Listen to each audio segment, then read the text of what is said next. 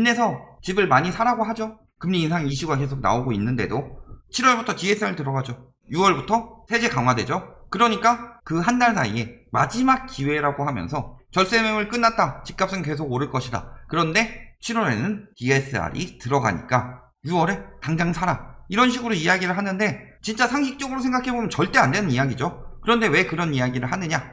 지금 빚내서 집 사면 어떻게 될지 이런 내용을 보시겠습니다. 사례를 하나 볼 거예요. 기사에 나온 사례는 영끌 사례 중에서 굉장히 심각한 영끌이 아니에요. 그런데 보면 어때요? 왜 30대는 집을 사냐? 그래서 뭐 첫 번째 봤을 때 부모 도움 받아서 영끌한 거, 요거는 뭐 계산할 거 별로 없으니까, 마지막에는 공무원 특별대출 뭐 이런 거 받았으니까 영끌 중에서 하나 사례를 봅시다. 자, 3억 5천만 원짜리 전세집을 살고 있는데 이 중에서 2억 5천이 빚이죠. 그리고 아파트 청약에 당첨이 됐는데 5억 8천이다. 자, 그렇다면 현금 1억인데 5억 8천짜리 집을 샀으면은 4억 8천은 빚이죠. 이 정도를 기준으로 영끌을 했다. 근데 4억 8천까지는 대출이 안 나올 수도 있고 입주할 때까지 많이 벌어서 많이 모아놔서 한 1억 정도는 더 모았다고 칩시다. 2억 정도 모아놓고 3억 8천 대출을 받았을 때 어떤 상황이 벌어지냐? 3억 8천이면은 엄청나게 대출이 많은 건 아니에요. 그런데 저 정도 가격 수준에서 영끌이죠. 그렇다면은 3억 8천 해서 얼마나 나오는지, 이 영끌에서 되는 사람이 얼마나 되는지, 장기자본 1억 더 올려서 입주 시에는 장기자본 2억이라고 계산을 해봤을 때, 자, 주담대는 5억 8천에 투기과열지구 40% 잡아서 2억 3,200만원. 나머지는 신용대출로 메꿔야 되겠죠. 1억 4,800만원이다. 이렇게 생각을 해봅시다. 소급 적용 안 한다고 했으니까, DSR. 그러면 어떻게 돼요? 지금 4월 기준이에요. 아마 5월에는 이보다 금리가 더 올랐을 텐데, 가중평균 금리가 주담대는 연 2.73%, 신용대출은 연 3.65%다. 그랬을 때 30년 만기예요. 길게 잡은 거죠. 주담대가 월 94만원, 그리고 신용대출이 월 147만 933원 이렇게 나왔죠. 30년 만기, 그리고 신용대출은 길게 잡아서 10년 만기. 10년 만기더라도 올해부터는 7년 만기로 계산하고 내년부터는 5년 만기로 계산한다고 했어요. 자, 그랬을 때 월 상환액이 얼마예요? 240만원. 3억 8천 대출 받았는데 이 정도 나오는 거예요. 월 소득 얼마나 돼요? 보통 일반인들. 자, 240만원으로 해봅시다. 곱하기 12 하면 얼마예요? 연 2880만원. 이 정도가 까인다는 거죠. 물론 더 저렴하고 우대금리 많이 받고 그 다음에 뭐 여러가지 계산해서 조금 이보다 낮게 나올 수는 있죠. 신용도가 엄청 높아서 뭐 그럴 수도 있겠지만 저 정도 금액을 받아도 저만큼씩 나온다. 월 240 나가면은 300 벌면 60 남는 거고 한 400 벌면은 160 남는 거예요. 500 벌어야지 그나마 살만하죠. 근데 500 버는 사람이 널렸어요. 가계소득으로 따졌을 때 그 이상 벌어야 되는데 어느 정도 되는지 한번 봐야 되겠죠. 결코 적은 금액이 아니죠. 그런데도 저렇게 살아. 지금 굉장히 많이 이야기하는 게 집값이 떨어지면 하우스푸어 속출이라고 그러는데 이걸 하우스푸어라고 부르죠. 하우스푸어가 뭐예요? 집값이 오르든 떨어지든 내 빚을 내가 감당하지 못할 만큼 빌려서 집값 갚느라고 생활하기 힘든 사람들을 하우스푸어라고 하는데 지금도 하우스푸어를 만들지 않게 하기 위해서는 집값이 떨어지면 안 된다. 말 같지도 않은 소리고 집값이 올라가기 때문에 하우스푸어가 계속 생겨나서 집값을 떨어뜨려야지 하우스푸어가 더 늘어나지 않도록 하는 것이다. 이 이야기를 하는 거죠. 그런 상황에서 문제는 뭐예요? 연내 금리 인상한다고 하죠. 은행에서 웬만하면 고정금리로 안 내줘요. 변동금리로 많이 내주죠. 한 70% 정도가 변동금리다.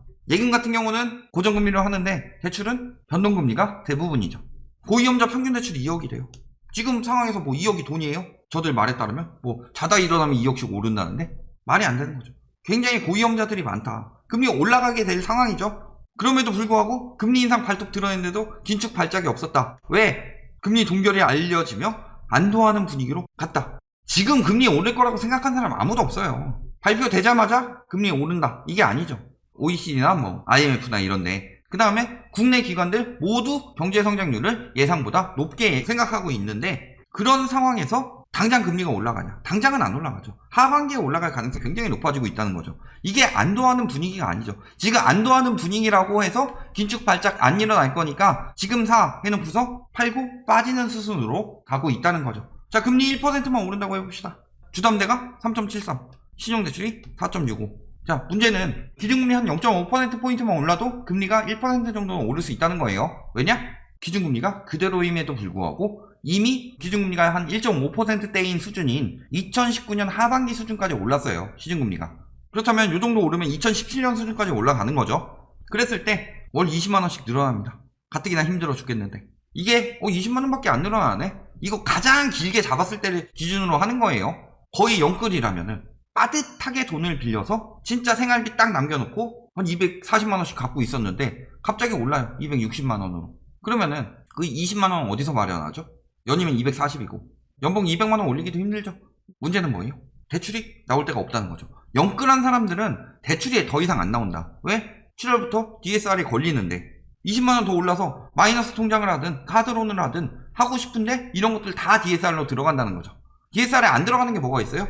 전세자금 대출이죠. 그 다음에 예적금 담보대출. 이런 것들은 담보 자체가 돈이기 때문에 돈으로 돌려받을 수 있는 상황이라서 그렇게 대출을 내주는 거지만 그 외적으로 담보 자체가 돈이 아니라 다른 자산이다. 이런 경우에 전부 DSR을 적용하는 거죠.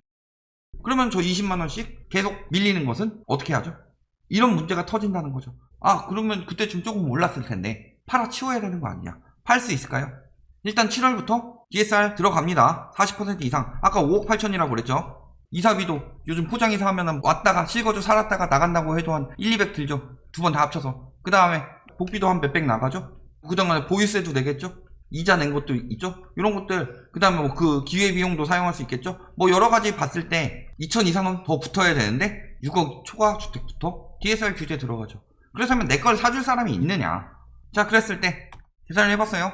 소득 5분위 기준으로 중간값으로 했는데 소득이 어느 정도 나오냐? 1분위 같은 경우 연소득이 1153만원. 그 다음에 2분위 같은 경우가 2746만원. 3분위가 4652. 4분위가 7045만원이고 5분위가 1억 1820만원이다. 이게 연소득으로 잡힌 거죠. 통계청에서. 자, 중앙값으로 잡았으니까 뭐예요? 1분위가 뭐예요? 하위 0에서 20%니까 딱 중앙이면 10%죠. 하위 10%가 연 1153만원 버는 거고 상위 10%가 1억 1820만원 이렇게 번다고 보시면 되겠죠. 그랬을 때 여기는 상위 30%, 그 다음에 여기가 딱 중간, 그 다음에 여기 하위 30% 이렇게 보시면 되겠죠. 그랬을 때 DSR 계산을 해봤더니 7,600만원 나온다. 그리고 1억 1천, 3억, 4억 6천, 7억 7천 여기까지 나온다는 거죠. 거기에 순자산 중간값이 이렇게 나와요. 더했을 때 이 정도 가지고 살 수 있다는 거죠. DSR 규제 들어가면은 하위 10%는 1억 2천짜리 집을 살 수 있다. 그 다음에 2분위 30%는 3억짜리 집, 그 다음에 중간이 5억 정도 되는 집을 살 수 있다는 거죠.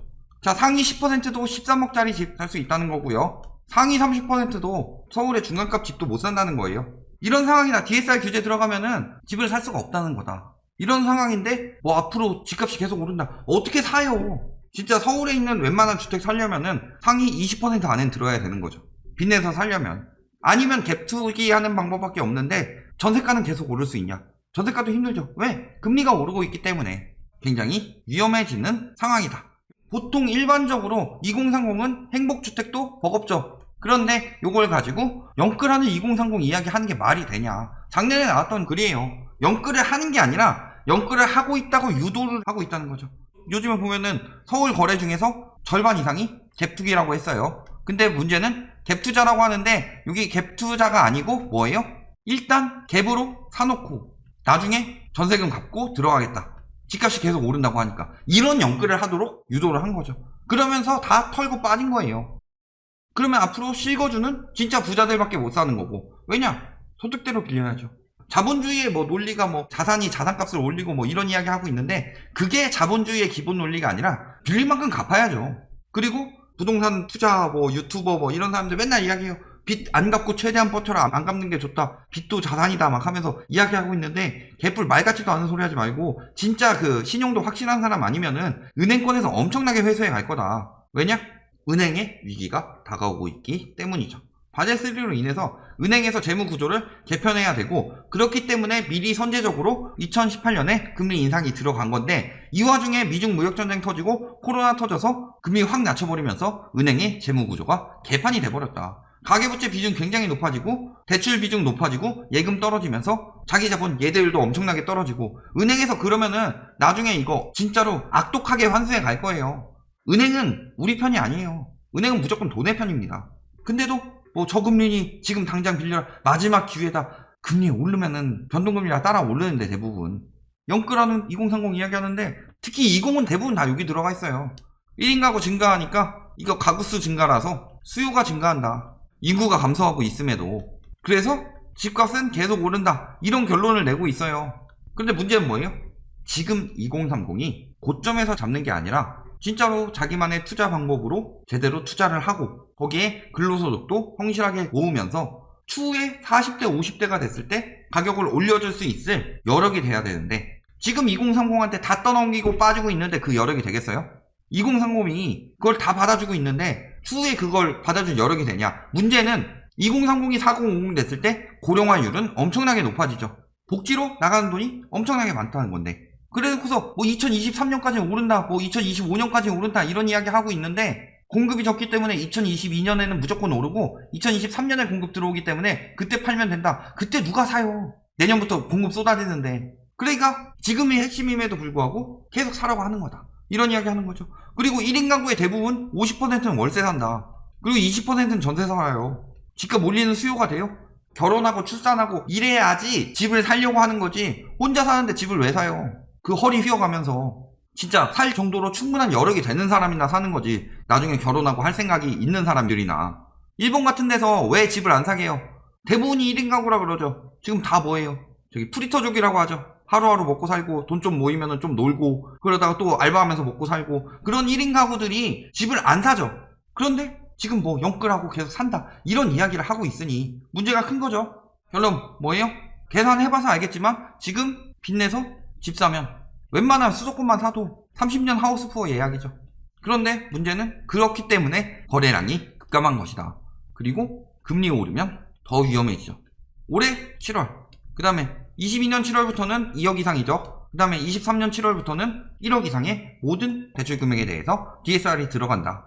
그렇다면은 앞으로 매년 수요가 점점 더 줄어들 수밖에 없는데 소득은 오히려 감소했죠. 그럼에도 불구하고 오를 수 있어요. 계속 딱 지금 같은 상황으로 오른다고 칩시다. 호가만 계속 올리면 뭐하냐. 황금성이 없는데 내 걸 사줄 사람이 없다. 비싼 가격에. 그럼에도 불구하고 집값은 계속 오른다. 자산 가치는 계속 올라요. 자산이 오르면 뭐예요? 자산이 오르는 게 중요한 게 아니라 내 삶의 질이 오르는 게 핵심이죠. 자산 가치는 10억 100억 돼가는데 돈이 없어가지고 밥 한 숟갈 먹고 조기 한번 쳐다보고 밥 한 숟갈 먹고 조기 한번 쳐다보고 이런 상황이 된다. 100억짜리 자산가인 빌라왕 뭐하고 있어요 지금?